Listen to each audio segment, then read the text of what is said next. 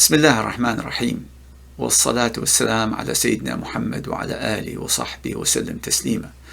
Assalamu alaikum wa rahmatullahi wa barakatuh.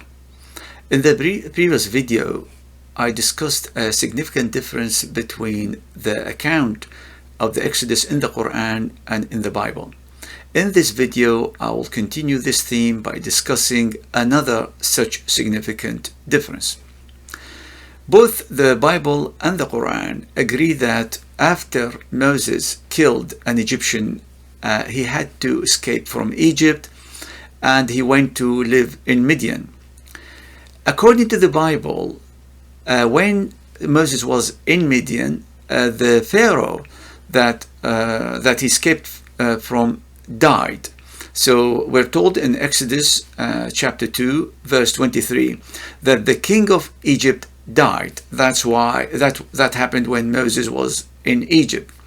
And then we are given another reference in Exodus 4 verses 19, and this is when God is speaking to Moses, and he tells him, go back to Egypt, for all those who were seeking your life are dead. So Pharaoh and anybody and everybody else who wanted to kill Moses at the time because of his killing of an Egyptian.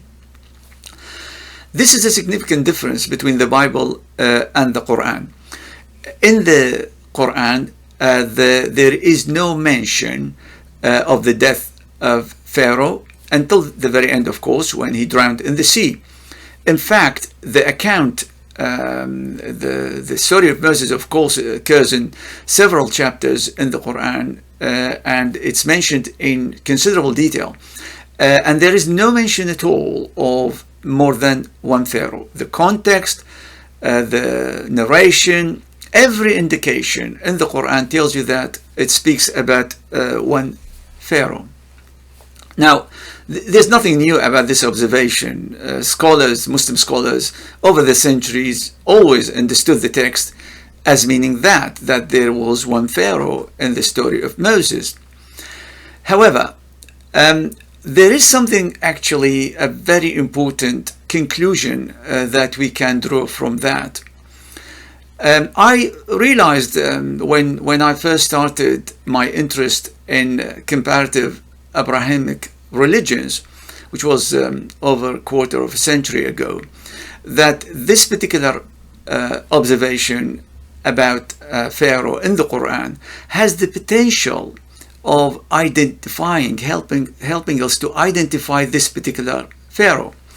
And indeed, we published the results of this analysis for the first time in our book, my book with my wife, Dr. Shada Al-Ghazali, in 1998. The book was titled History Testifies to the Infallibility of the Quran. In this book, I will discuss in detail this unique identification of the Quran of the Pharaoh in the story of Moses. I will start first by referring to one particular chapter. It's called chapter Ash-Shu'ara, chapter number 28 in the Quran. It has one of the longer accounts, not the longest, one of the long accounts of the story of Moses in the Quran. It starts in verse 3 with the following: Bismillah ar-Rahman ar-Rahim. نتلو عليك من نبأ موسى وفرعون بالحق لقوم يؤمنون, which may be translated as, we narrate to you part of the story of Moses and Pharaoh in truth for people who believe. So it starts by mentioning Pharaoh and, of course, Moses. No reference to any other Pharaoh. And then it goes on to talk about the following: Pharaoh's evil and his atrocities before Moses was born. That's against the Israelites. And then talks about Moses's birth and how Pharaoh tried to keep the newborn in his palace. He took him into his custody. And then it talks about how Moses then killed an Egyptian. He had to escape from Egypt and he went to Midian. And then it talks about his life in Midian before going back to Egypt as instructed by Allah subhanahu wa ta'ala. Then the story goes on to talk about Moses' confrontations, multiple confrontations with Pharaoh, and ultimately leading to the drowning of Pharaoh in the sea. And all these details, clearly talking about one Pharaoh, were actually introduced by that one introductory verse at the beginning that states clearly that we are going to recount, as in Allah subhanahu wa ta'ala speaking, the story of Moses with Pharaoh. So clearly there is no ambiguity whatsoever that the Quran talks about one Pharaoh who witnessed the birth of Moses, and it was this very same Pharaoh that ended up drowning in the sea. But let me present another piece of evidence that the Quran talks about that one Pharaoh. And when Moses came back from Midian to Egypt, in one of the confrontations, one of the aggressive replies that Pharaoh made to Moses' demand that he allows the Israelites to live with him, he told them, Bismillah ar-Rahman ar-Rahim, ألم نربك فينا وليدا ولبثت فينا من عمرك سنين وفعلت فعلتك التي فعلت وأنت من الكافرين. Did we not bring you up as a child among us? You lived many years of your life among us, and then you did what you did, being one of the ungrateful. And that's from the chapter of Shu'ara, chapter number 26, and these are verses 18 and 19. So clearly the Pharaoh here is talking about him bringing up Moses, reminding him of supposedly his favor to him. Now Moses' reply to Pharaoh makes it even clearer that this is the very same Pharaoh that witnessed his birth and took him as a newborn to live in his palace. So this is what Moses said to Pharaoh, responding to his reminding him that he brought him up. Bismillah ar-Rahman ar-Rahim.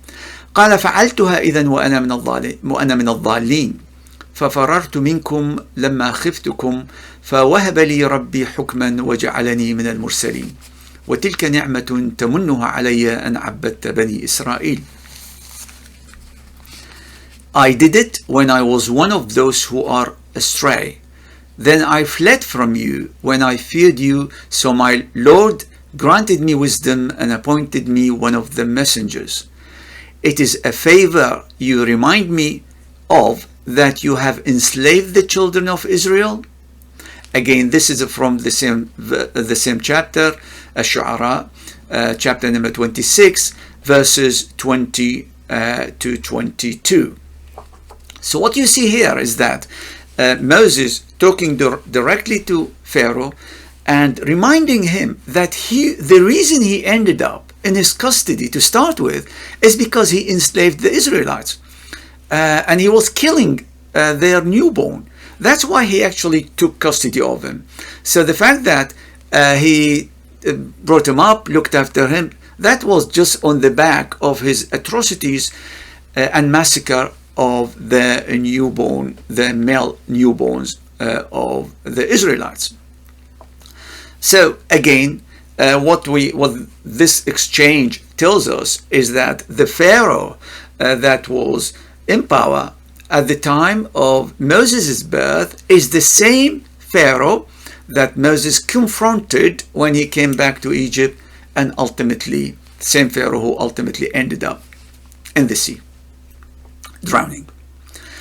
And then there is yet another piece of evidence from the Quran that I would like to mention here. And also at the same time, this is one of the differences between the Qur'anic account and the biblical account of the Exodus. When Moses was instructed by Allah subhanahu wa ta'ala to return to Egypt from Midian, in the Bible we are told that he had two concerns. One of them is that the Israelites wouldn't listen to him, just wouldn't follow him. And the second is that he was not eloquent, so he can convey the message properly. Now, these concerns are consistent with the, so there's no mention of any fear of Pharaoh here, and that's consistent with the biblical narrative, which claims that Pharaoh died when Moses was in Egypt. Now, even there's actually a bit of a contradiction in the Bible, because when Moses was instructed to go to Egypt, and he responded with these two concerns, he had not been told yet by God that Pharaoh had died. So it is a bit strange that he didn't voice any concerns, any fears there, but it's consistent with what we know later in the Bible, that that Pharaoh was dead. In the Qur'an, the dialogue is different, the concern is different. So this is what the Qur'an says again in the verse in chapter 26, verse 14. بسم الله الرحمن الرحيم. ولهم علي ذنب فأخاف أن يقتلون قال كلا فاذهبا بآياتنا إنا معكم مستمعون. So after Moses was instructed by Allah subhanahu wa ta'ala to go to Egypt, this is what he said. They also have a crime against me, so I fear that they will kill me. As you can see, there's a fear there, because Moses was not told that Pharaoh had died. Things have changed.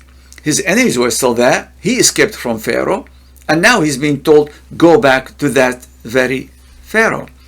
Now, what's also significant is when Allah subhanahu wa ta'ala allayed his fears, he did not tell him that that Pharaoh had died. No, he told them that, go, don't be afraid of Pharaoh, we will be with you. So he told them that Allah will be with him and with Aaron to support them against Pharaoh. Again, what you see here is clearly that the Quran is talking about one Pharaoh, no other Pharaoh. And when Moses went back to Egypt, he confronted the same Pharaoh that took custody of him when he was a newborn, when he was small. So this is the observation that I highlighted earlier. Now we want to discuss its significance, why it's important, and how do we use it to identify Pharaoh.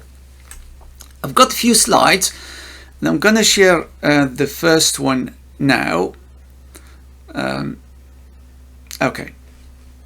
So we have 5 dates that we're going to look at and try. These are 5 significant dates for the purpose of the current exercise, which is to try and identify this particular Pharaoh. The first one is when Pharaoh basically became the monarch in Egypt, when he became Pharaoh.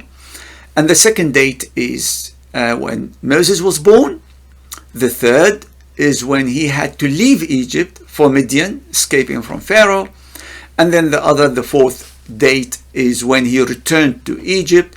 And of course, the last one is when he left Egypt, which is the date when obviously he was chased by Pharaoh and his army, and then Pharaoh died as a result. These 5 dates contain 4 significant periods. These are the 4 periods we are interested in.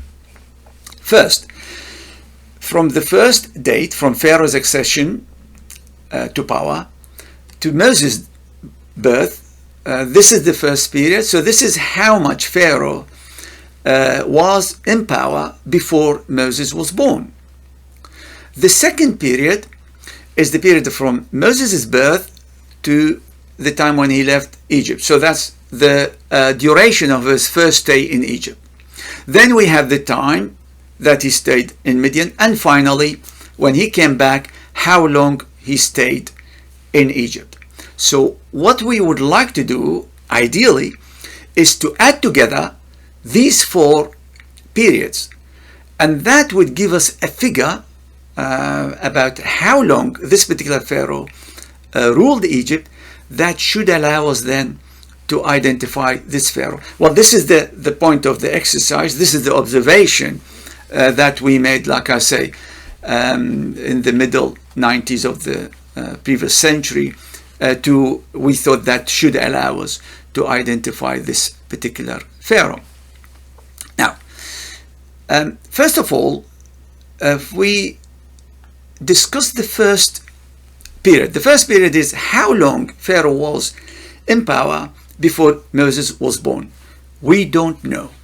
There is no mention anywhere, no information in the Quran that allows us to do that. What that means is we have to then rely on the remaining 3 periods. But when we add them up, those 3 periods, what we are actually calculating is the minimum length of time that Pharaoh was in power, the minimum, because the period before Moses was born is unknown to us. So those 3 periods will give us the last 3 periods will give us only the minimum length of time in which Moses was in Egypt, in which Pharaoh ruled.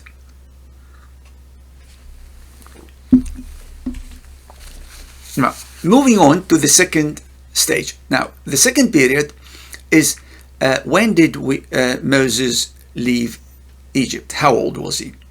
Well, there's one particular verse we can use. There's no, by the way, kind of exact date or time, so we have to kind of find out roughly the length of that time indirectly. So there is one particular verse that describes Moses while in Egypt as follows. Bismillah ar-Rahman ar-Rahim. ولما بلغ أشده واستوى آتيناه حكما وعلما وكذلك نجزي المحسنين. This is from chapter 28, it's verse 14. It may be translated as follows. When he attained his full strength and became full grown or matured, we gave him wisdom and knowledge, and so do we reward the good doers. Now, the term that we would like to focus on here is بلغ أشده, attained his full strength. According to scholars and exegetes of the Quran, they give actually a quite large, wide range of age for this particular description. It's the minimum of which is marriageable age. So when the person becomes an adult, who at the age of marriage, if you like, and start from there. And some scholars took it up to 60 years, 60 years old, and they say this still all this age range is covered by the description full strength. I actually don't agree with that wider range, but I understand why this is kind of beyond this current discussion, why they concluded that. The actually full strength is definitely starts from when the person reaches marriageable age, and extends for a period when the person can still be described as actually retaining his full strength. Well, that could be anything up to 30 maybe even beyond that. But remember, we're talking about old times where people life expectancy was much shorter than in the present time. So this is something to keep in mind as well. So when somebody gets to 60, let's say, as some mentioned, at that time, well, he wouldn't be or she wouldn't be in particularly good health. So the starting point is for us is marriageable age, and potentially, obviously, older than that, because it doesn't say that immediately after that he left Egypt. Now, one particularly useful comparison is to compare this particular verse, this description of Moses, with a very similar description of Prophet Yusuf, Prophet Joseph. The verse is almost identical, missing only one word that exists in the description about Moses that does not exist in the description about Joseph.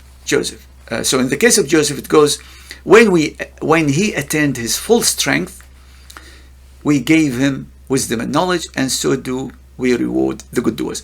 And after this description of Joseph is mentioned, then next we know about the attempt of the wife of the person in whose house he was living, who tried to seduce him. So clearly that marks marriageable age when Joseph became a young man. In the case of Moses, however, that description is followed by another what looks like a later stage and became full grown or matured. The word in Arabic is istawa, and exegetes have kind of differed on what it exactly means. However, what nobody can deny or differ about is the fact that it's an addition to the description given about Joseph. So clearly it's something older than that. So what does that tell us? Well, I would suggest that this kind of reasonable age range for the description given in the verse about Moses could be something 18 to 20 years, potentially. We can't be obviously specific. We're working with approximations here, by the way, and you will see why approximations are absolutely perfect for our purpose. There's not an exact science, just approximations, but those approximations are all we need. So that's the first stage. Remind ourselves that when he left Egypt, let's say he was around 18 to 20 years old. Then he went to live in Midian.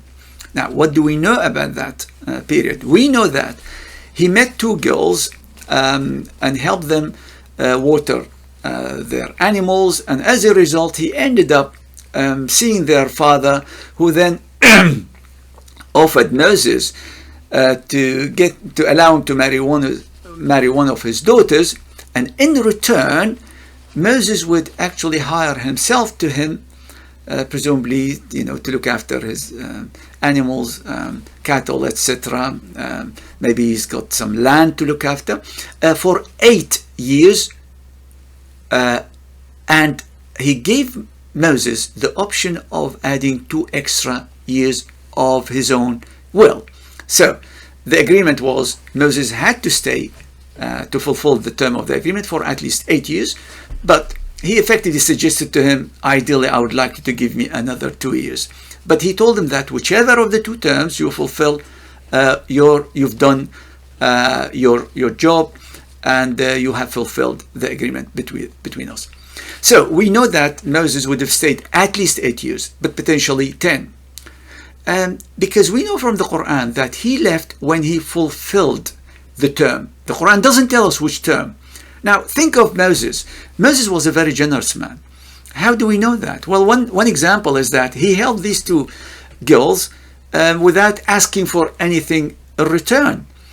And so now his father, his father-in-law now, is asking him to do 2 extra years if he would. And of course, we should expect him to have done that. But again, working with cautiously with those figures, so we don't look like we're trying just to increase the numbers. Let's say it's between 8 and 10. Let's say it was 8. So, but it's between 8 and 10 years. Then Moses went back to Egypt, and that's when there is kind of the details are we have more details here, but again the conclusion about how long he stayed there has to be indirect. There's no mention of a particular duration of time, no, but the main information actually comes from chapter 7 Al-A'raf, specifically from verses 127 to 137. So we start first with verses 127 to 129. I'm not going to cite all the verses, they are long. I'm giving the reference, people can check them, but I'm going to just give an idea about what the verses are about and why they are significant for our purpose here. So these 3 verses talk about the Israelites complaining to Moses that they were harmed before he came to them and after he came to them. So the impression you get reading these verses is that there's an extended period of time where he stayed in Egypt and they were complaining to him that nothing changed, they're no better, they are being harmed as they were being harmed before. And then the chapter moves on in the following verse, verse 130, and talks about Allah subhanahu wa ta'ala inflicting on the Egyptians what is described as سنين بالسنين ونقص من الثمرات, years of drought and a shortage of food. This is a clear indication that what happened in Egypt, that when after Moses went back while he was there, lasted for years. So this is a clear description. Years of drought, سنين ونقص من الثمرات, and shortage of food as a result, of course, of the droughts. Now, what also the chapter tells us after that is that actually the Egyptians experienced kind of changing times of good and ill fortune. So it wasn't like all bad. So the description that we've just, the Qur'an gave about those years of drought apparently were not successive years, because there were good times and bad times. So they would have extended over a longer period of time, including good years. It wasn't all bad. Now, these descriptions in the Qur'an are given before the plagues are mentioned. So, put it differently, all of this years-long, kind of inflictions on the Egyptians, this years-long stay by Moses took place even before the plagues hit the Egyptians. Now, the plagues themselves would have happened over some period of time, and they could not have been simultaneous, because they were not. That's how they're described. So, and we hear about floods, for instance. The flood. Well, the flood, it was a disaster because it would have ruined all crops and left people with little food. But that would have lasted for a long time. And then you have something like a locust attack. Well, that would have also ruined the harvest and left people short of food, etc. So you can see these plagues wouldn't have happened together at the same time. Otherwise, they wouldn't have been mentioned as separate kind of punishments. So clearly they must have happened. And also, for, let's say, a locust attack to make any sense after a flood that had ruined the land, well, the land must have recovered, and then new harvest was ready when the locust attacked. So again, the impression you get here is that we're talking about an extended period of time. There is another kind of indication in a different chapter, which is chapter 10, Yunus. The verse is 87. In that verse, Moses and Aaron are instructed by Allah to take houses for their people in Egypt. So it's talking about some kind of settling there. The context is not clear. It's a different subject. I don't want to get into the details of right now. But basically, it's talking about this. It's talking about settling there, and the impression you get reading the verse is that this is a long time stay. This is not a short stay. This is a long stay. So, what are we to make of all of this? How long did Moses stay the second time in Egypt? There's no particular figure, but I would suggest that 8 to 10 would be actually a conservative estimate. So let's say 8 to 10. So what does that mean now that we have seen those kind of reviewed these periods? If we go back to the slides,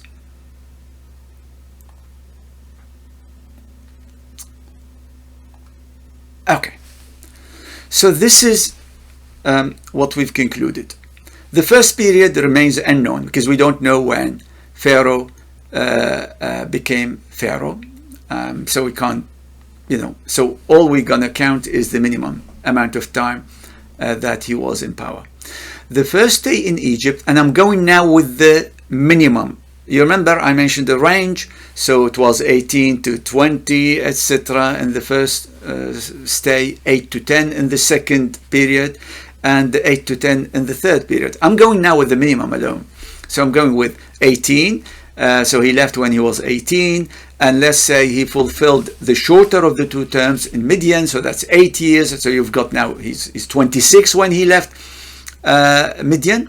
And let's say the plagues, the years of droughts and shortage of food, etc. Let's say all of that lasted for 8.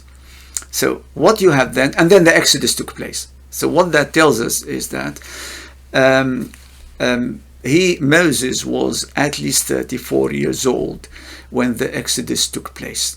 In other words, Pharaoh would have ruled for at least 34 years. If he acceded to power right before Moses' birth, he would have been in power for 34 years before he died. But the reality is that we don't know how long he stayed. And also remember, I've been really cautious in my estimates of the other 3 periods. So we don't know the first period, and I've been cautious with the other 3.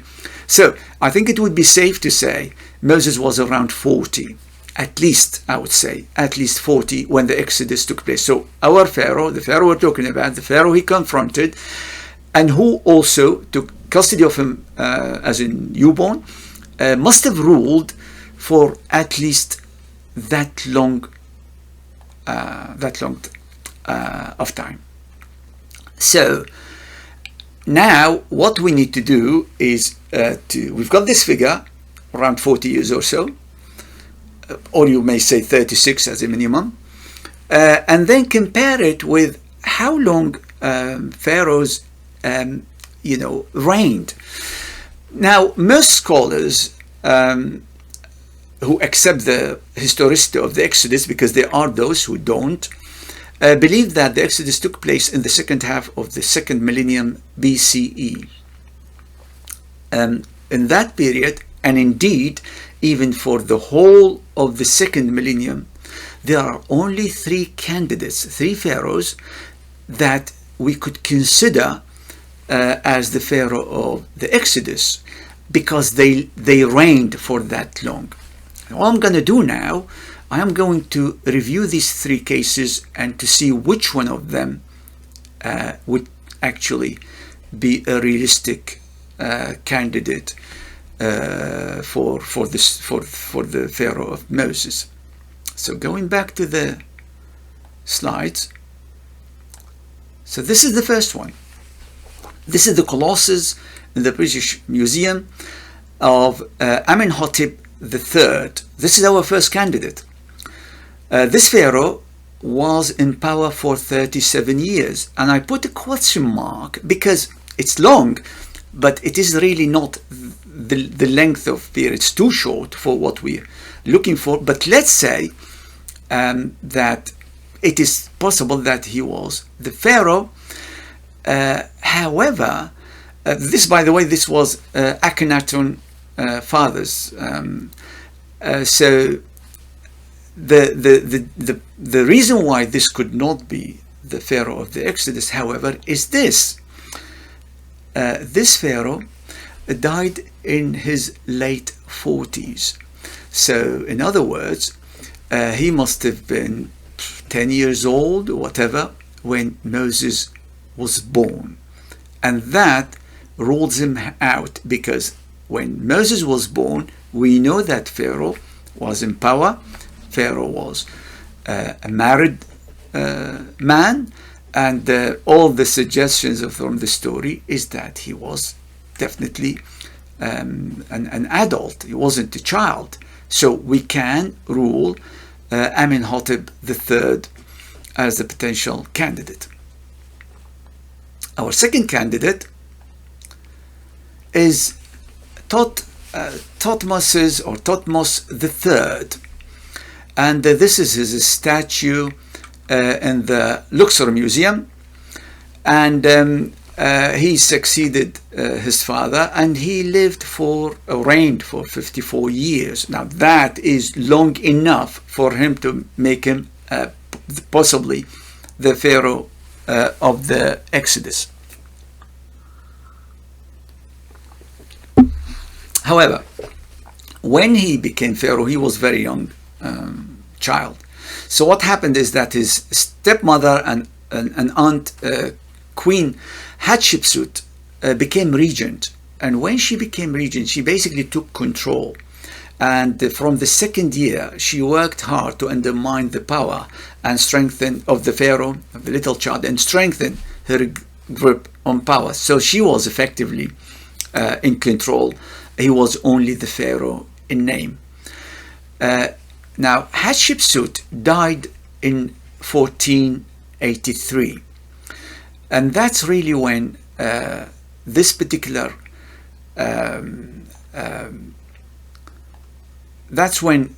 Pharaoh became like proper Pharaoh. And that means that he was the absolute monarch for 33 years only. And that rules him out as a potential candidate. And that leaves us with one candidate left, and that is Ramesses II.